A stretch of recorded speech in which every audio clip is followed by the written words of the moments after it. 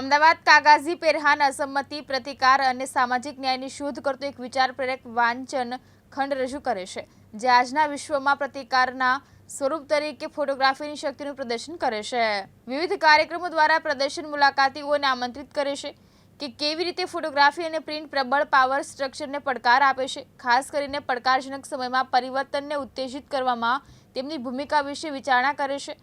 મુંબઈમાં dynamic photography hub additions જોજુ દ્વારા પ્રસ્તુત આ પ્રદર્શન માનવ અનુભવની આપણી સમજને આકાર આપવામાં છબીઓની ભૂમિકા પર પ્રશ્નો ઉઠાવતી વખતે પ્રયોગોને મૃત બનાવે છે.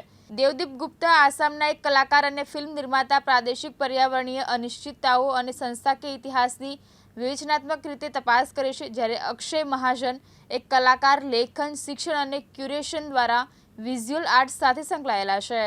હેલો, મારું નામ માનસી પટેલ છે અને હું અર્થશિલા અમદાવાદમાં સેન્ટર કોર્ડિનેટર તરીકે કામ કરું છું. અર્થશિલા અમદાવાદ એક મલ્ટી આર્ટ સ્પેસ છે અને અક્રોસ ઇન્ડિયા ટોટલ 5 સેન્ટર છે, જેમાંથી અમદાવાદ સેન્ટર સૌથી પહેલાં ઇનોગ્રેટ થયું હતું.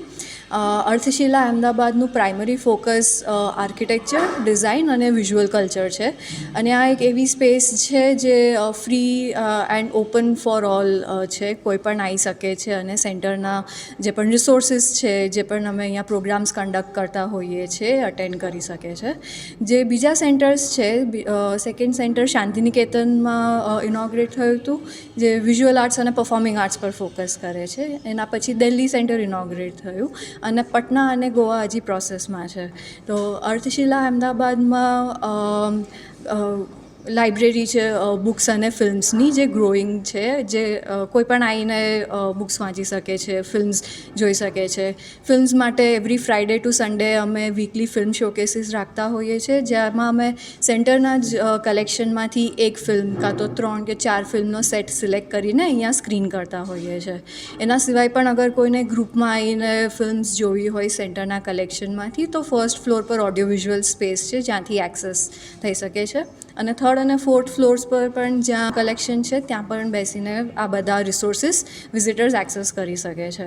એના સિવાય સેકન્ડ ફ્લોર પર એક્ઝિબિશન ગેલેરી સ્પેસ છે, જ્યાં દર 2 કે 3 મહિનામાં અમે એક્ઝિબિશન્સ ચેન્જ કરતા રહેતા હોઈએ છીએ અને હમણાં સુધી જોવા જાય તો 15થી 16 એક્ઝિબિશન્સ અમે અહીંયા કન્ડક્ટ કરી ચૂક્યા છે.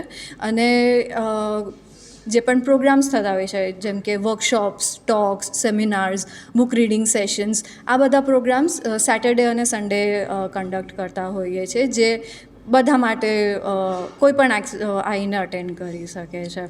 માનવ મહેતા, દિવ્યાંગ ન્યૂઝ, અમદાવાદ.